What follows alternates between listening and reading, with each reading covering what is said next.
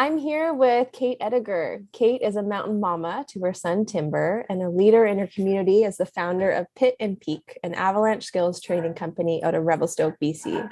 She's also a Burton snowboarder as an ambassador and an advocate for the planet as a member of Protect Our Winters, a surfer, a skater, a fly fishing woman, and an all around badass. She is one of the ever inspiring contributors to the Salties Move and Breathe with a Pro. Thank you for joining us here on the podcast, Kate. It's a pleasure to have you here. Thank you. That's a nice intro. Thank you. Oh, you're welcome. Where in the world are you right now? I'm home in Revelstoke, BC, and it just snowed like 40 cm in the day. So it's been a crazy day. And yeah, just hanging with the fam, chilling at home. Awesome. And what have you been up to this winter? So far, I've been guiding and I've been teaching avalanche courses. I've been snowboarding a ton. I've been shredding with my son, hanging out with friends, but not hanging out with friends, feeling, I went to Ritalik with 26 girlfriends over Christmas, and that was insane. Then, yeah, it's just been busy with work and training. Guides trainings were really fun. And then touring as much as I can on my days off. Okay, you wear so many hats. It's super inspiring. Thanks. And I didn't mention before, but you have now. You're in the process of completing your guiding certification. Yeah, it's a long process, but I'm working on it. I have always been working on it. As a female and a snowboarder, it wasn't the easiest when I first started kind of encountering this as a career type. I thought the only way to do it was to be a skier. And then I realized quickly, like, I just don't think I could ever do that. I don't want to be a skier, so I have to just push it on a snowboard. So there's a few pioneers in my journey. Like Joy Vosberg was still not even a guide yet when I started as well. But life kind of gives you like different focuses, like being a mom or, buying a house. Little things in this town just kind of hold you back. So I ended up not fully getting it so far because it's so expensive, I think is the hard part. The courses probably will cost me like 20 grand in total by the time I'm done. So it's just a lot of saving, but it's a lot of time to build your resume to even apply for these programs. So I think that's the hardest part is the resume application is like doing traverses and taking weeks off to do crazy activities and basically objectives so that you can actually apply to be in the program. So yeah, it's like a 10-year process, I think. Wow, that was my next question for you. For the listeners that aren't as familiar with the mountains, could you break down a little bit what that process looks like? What you need to complete in order to get your guiding certification? Yeah, so not only do you have to be proficient on a ski, snowboard, in any kind of terrain, in any kind of situation, but you also have to be highly proficient in terrain management and understanding like the weather and everything that goes along with day-to-day stuff and protecting people. So then with that, years of practice and time and knowledge, and then years of no worries. Years of working underneath a lead guide is one of the major things, so that you have mentorship under those types of hours with someone who is making big decisions in bigger terrain. But for actual courses, you have to have operations level 1 and wilderness first aid, weather courses, all that stuff, just to get to where I am. And then there's 2 routes you can take. So there's the Canadian mechanized route that you can take, which is CSGA program. That is all mechanized, which just means cat skiing, heli skiing. And then there's the ACMG program, which is a more like, I would say, renowned, worldly version to take. It's way harder to apply. It's way harder to get in. You have to have a lot of prerequisites, they call it. And then after that, you just apply and have to pay quite a bit of money to even get in. And then you have a lot of avalanche safety courses too on top of that. So it goes from Ops 1, Ops 2, Ops 3. And so I'm going on to my Ops 2, a CSGA 2 kind of thing, and some glacier courses as well. So it's like, it takes a long time to actually get these courses. Oh, well, when you only have, yeah. Well, way to go. It sounds like quite the feat. What inspired you to go down this road? Was a life in the mountains always your dream? Um, I always thought I wanted to be a pro snowboarder.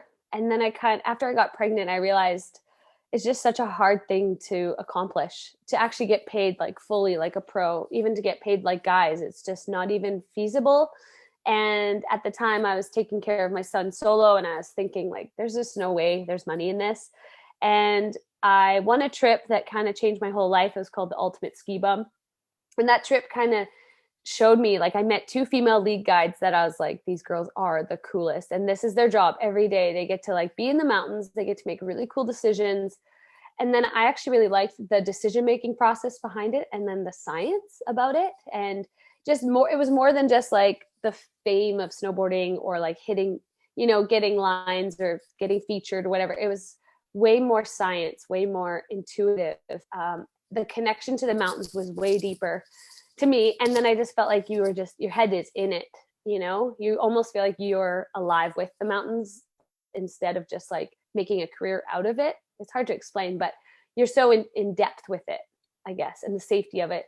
And then for me, just seeing people's faces and like having to be a part of someone's favorite day of their life. Like, my job is so cool because I get to go with people and that is the best day of their life, and they're paying to be there and I'm getting paid to be there with them. And it just seems crazy to me.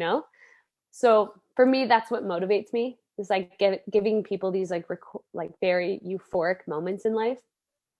And yeah, it's quite addicting, honestly. And then I like the challenge. I like, new terrain every day. I like to figure things out.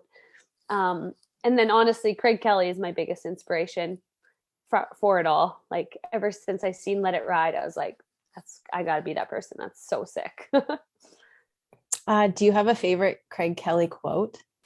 Oh, that's a good question. I literally just posted about it the other day. Let me see if I can find it. Take your time. I think we are nature. I think we naturally fit into the scheme of nature, but we create our lives in such a way that we start fighting nature and we start fighting the weight of the universe. Sometimes when I'm out there snowboarding, I feel like I line myself back up.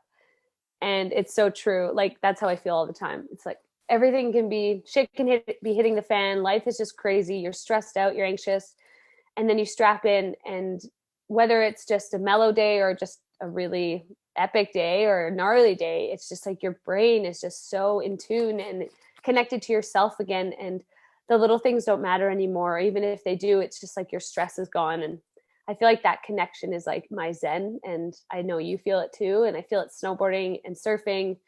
And now it's just like a full addiction to that zen state of mind, that flow state. I feel you. Yeah, I really feel you on all angles there. Yeah. Yeah. And I think like everyone does. Yeah. Anyone who has curated their lives around being outside as much as possible, whether it be skateboarding, surfing, snowboarding. Yeah. I think that we're all going for the same thing. I think it's a misconception that it's this adrenaline rush. And personally, I just feel it's like more of allowing us to be present and be in the moment. And that's what we all crave, away from distraction. Not as a running away, but as like a connecting back. Yeah, I know. And I find that because of that, we become deeper friends and we get each other more. And it's so interesting. If you ever go to a hut with strangers, for instance, on like a hut trip with friends, but then strangers come, you will leave that hut with like best friends, because you just experience like euphoric, deep bonding moments together, and you experience what you just said. And then I feel that with guests. When I have the same guests for 3 days, I'm like hugging them. I'm like, I don't want them to leave. They literally feel like their lives have changed from like hanging out and being out there and doing this. And I'm like, where do you get that from any other thing, And even surfing, it's a little bit more individualized, It's sometimes like that with friends, but whereas snowboarding is like high fives all around, party. It's like a party wave all the time. Yeah, we were talking about that the other day, how when you surf, you have this moment and you might all be in the water witnessing the moment. And unless it's an actual party wave, it's still very like individual and singular, versus like riding with like 10, 15 of your best friends down this run, like hooting and hollering, and super special. And the community vibe is super strong. Yeah. So what does it mean? I know that some things that you've said are so nurturing, like how you connect with your guests and how you like to lead, and that feels like some really great mama energy. What does it mean to be a mountain mama? I know you have a son. Um, Um, yeah, well, it is crazy that I'm a mom because I feel like I'm not a mom, but I am. I feel like I haven't grown up. I feel like I'm frothing all the time. I want to play so hard. I think the coolest part about being a mom, and I could talk about it forever, is that I was absolutely terrified to be a mom. Like most women who use their bodies like we do, most women who enjoy fitness and playing and having so much fun, it's terrifying to think you're going to give up your body or yourself or your dreams. And like, just like us, it's like, I want to ride those big mountains. I want to shred hard. I want to drop cliffs. I want to progress. I don't want to stop competing. All my career and everything. And I know a lot of girls who have said, I don't even want kids because I don't want to give up that dream. But then when I was pregnant, I realized like, this is what it is. And life is beautiful even when you do have a kid. And if anything, I feel like it's made me a way stronger of a person now because I have this love for someone else that's so great. And I dream of him having the best life ever. Yet I haven't lost myself. I haven't stopped dreaming myself. And even though that comes along with a shit ton of guilt, because every mom is, and any parent feels like, okay, well, what if I died out here? And that has happened. We've seen it happen. And what if something goes wrong? There is guilt with anything in life. But there's also this like deep desire to like, if I'm vibrating, if I'm enjoying life, if I'm living on this level that I think we're supposed to live on, I can tell my son is too, like it's just in him. And when he gets on his snowboard, he gets it. He wants to pack up again. He wants to go do everything that I do. And I see like, not an adrenaline junkie, but just like when he sees something beautiful and he is like mesmerized by something, I'm like, I can't believe I got to make this person who now gets to witness life in this form, So of course it was hard. And, there was days where I had to give up and there was times where I was exhausted like any person. But with anything good in life, I find that life just becomes more meaningful and more deeper, So now I actually love being a mom. And I funny enough, I got sponsored by Burton after I became a mom. I'm becoming a guide after I become a mom. So really all my dreams have been accomplished, but even more so than I even imagined. So yeah, it's cool. it sounds like you found a nice balance point between filling your cup and then also leading this little being, your little buddy. Yeah, That's it really is crazy. super inspiring. I do. I've definitely sat on both ends of that, being like, oh, I couldn't give this up, but then being like, it just must be the best at the same time. Yeah, I And think. Yeah, just I a think you different realize way. they just go with you everywhere.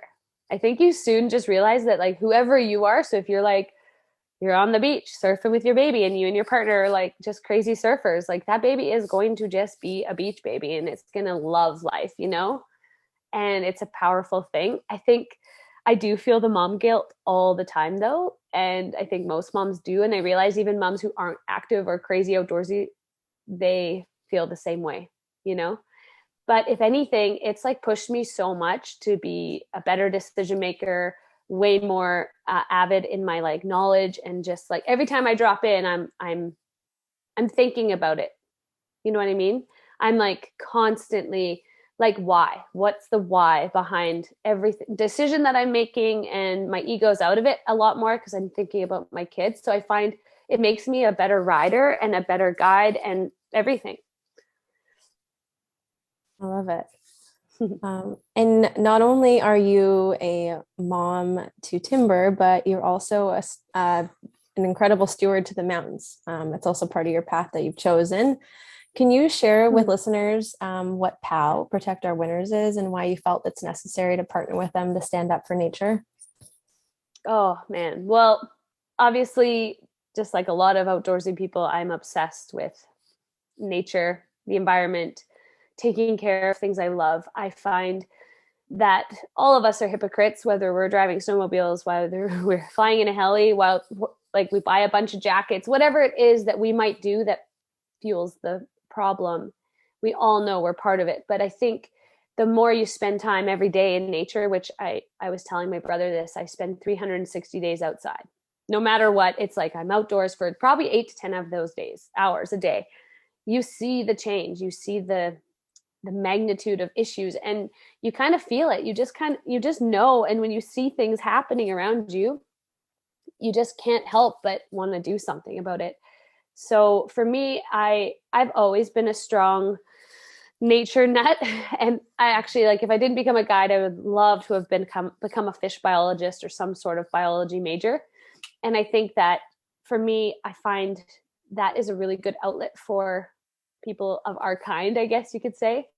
People who are in love with nature and have dedicated their lives to the winter sports, but also other sports too. We're all connected. And I find it's just a really cool partnership with friends who are people who have become friends, who are just always very passionate about taking care of the thing we love to use, like our planet. We use it every day and we enjoy it every day. Why not take as much care of it as we can? It's the most precious thing ever. And like, I get so riled up when people are, defensive about it. It's like, well, don't you love to breathe air and, enjoy life? And like, don't you like pretty things? And I was just like, well, that seems weird that you're even fighting me on this, And I do find that POW is a really cool way of connecting to others.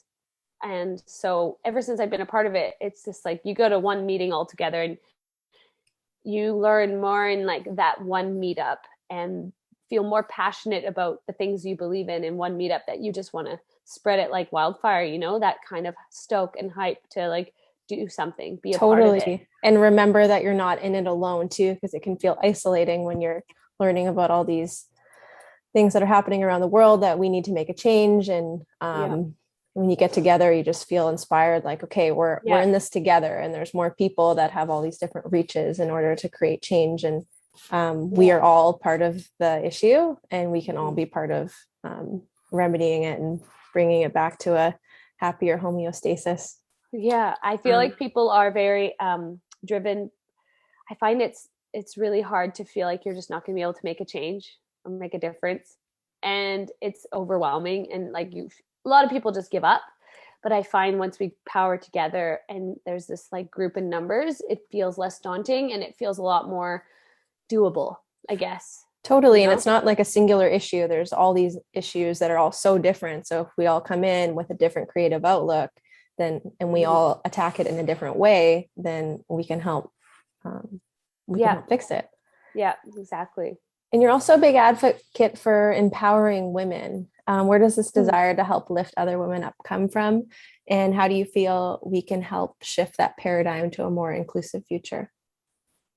Oh man. Well, I just find that I love inspiring other ladies to just push themselves and to fulfill that dream of theirs, or to never being held back by anything in life.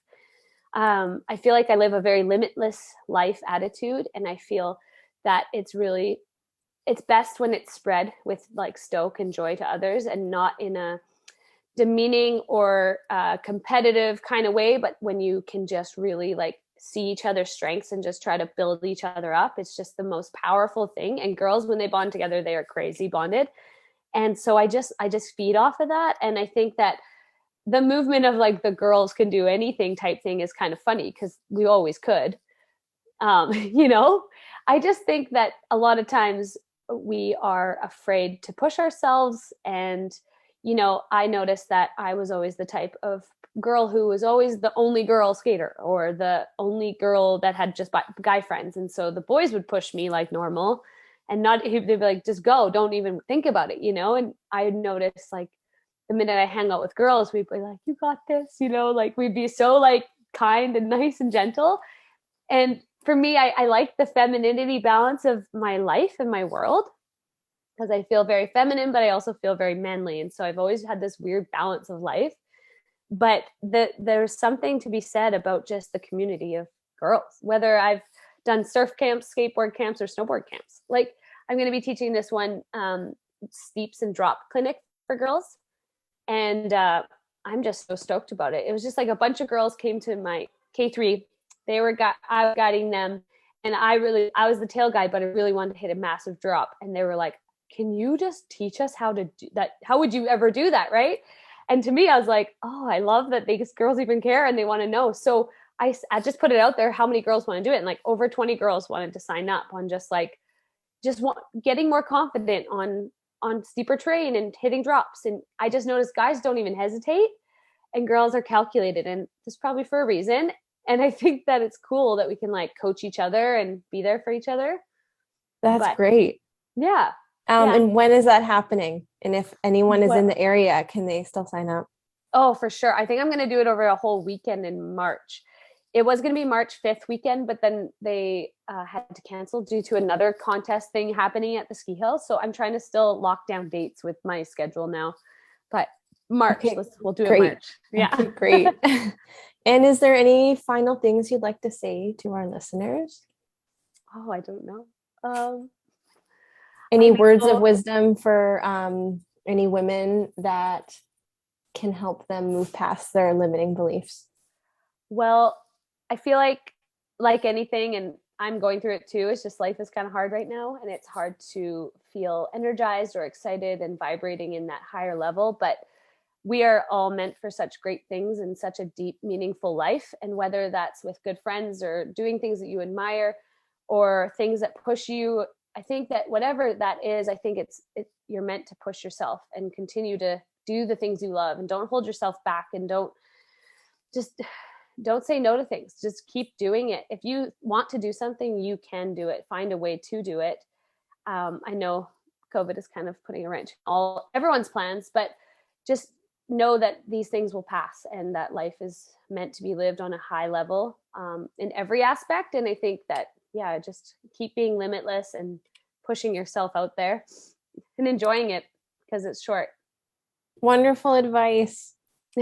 Thank you so much for joining us. It's been such a pleasure talking to you, and such an inspiring conversation. Oh, thank you. I appreciate it. I love chatting. I could talk forever, especially with you. We'll have to have you back on again. Yeah, let's do it. And we can shred, and we can actually just go shred. Yeah, let's do it. Maybe we could do it an interview. We'll do an interview like that. Yeah, let's do it. Chairlift chat. We could call it chairlift chats or something. I love it. Yeah.